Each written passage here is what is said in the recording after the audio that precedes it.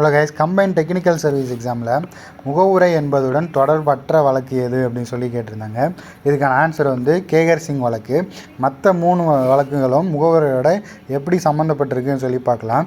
First இந்த பெருபாரி வழக்கில் வந்து முகவுரை வந்து அரசியலமைப்போட ஒருங்கிணைந்த பகுதி இல்லை அப்படின்னு சொல்லி தீர்ப்பளிச்சிருப்பாங்க. நெக்ஸ்ட் இந்த கேசவானந்த பாரதி வழக்கில் தான் முகவுரை வந்து அரசியலமைப்போட ஒரு பகுதி தான் அப்படின்னு சொல்லி தீர்ப்பளிச்சிருப்பாங்க.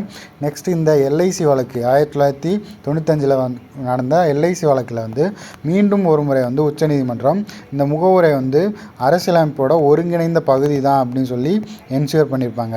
ஸோ அப்போ முகவுரையோட தொடர்புடைய வழக்கு எது அப்படின்னு சொல்லி கேட்டாங்கன்னா இந்த பெருபாரி வழக்கு, கேசவானந்த பாரதி வழக்கு, அப்புறம் இந்த எல்ஐசி வழக்கு.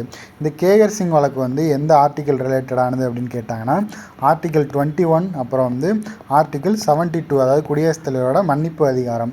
ஸோ இது ரெண்டத்தை பற்றி சொல்கிற வழக்கு தான் வந்து இந்த கேகர் சிங் வழக்கு. ஸோ அதையும் நோட் பண்ணி வச்சுக்கோங்க. நெக்ஸ்ட் இதே மாதிரி ஒரு கேள்வி பாருங்கள். இந்திய அரசியலமைப்பின் அடிப்படை கட்டமைப்புடன் தொடர்பு இல்லாத வழக்கு கண்டறிய அப்படின்னு சொல்லி கேட்டிருக்காங்க. ஸோ இதுக்கான ஆன்சர் வந்து பார்த்திங்கன்னா இந்த ஏகே ராய் எதிர் ஒன்றியம். மற்ற 3 வழக்குலையும் வந்து என்ன சொல்லியிருக்காங்கன்னு பார்க்கலாம்.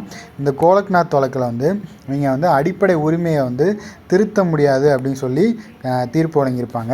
நெக்ஸ்ட்டு கேசவானந்த பாரதி வழக்கில் வந்து நீங்கள் வந்து திருத்திக்கலாம், பட் வந்து அதோட பேசிக் ஸ்ட்ரக்சர் வந்து மாறாத மாதிரி அந்த அடிப்படை உரிமைகளை வந்து திருத்திக்கலாம் அப்படின்னு சொல்லி தீர்ப்பளிச்சிருப்பாங்க.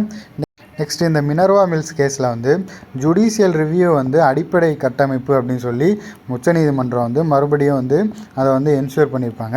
ஸோ இப்போ அடிப்படை கட்டமைப்பு அப்படிங்கிறது எந்தெந்த வழக்கில் வந்து வருது அப்படின்னா கேசவானந்த பாரதி வழக்கு, மினர்வா மில்ஸ் வழக்கு, அப்புறம் கோலக்நாத் வழக்கு.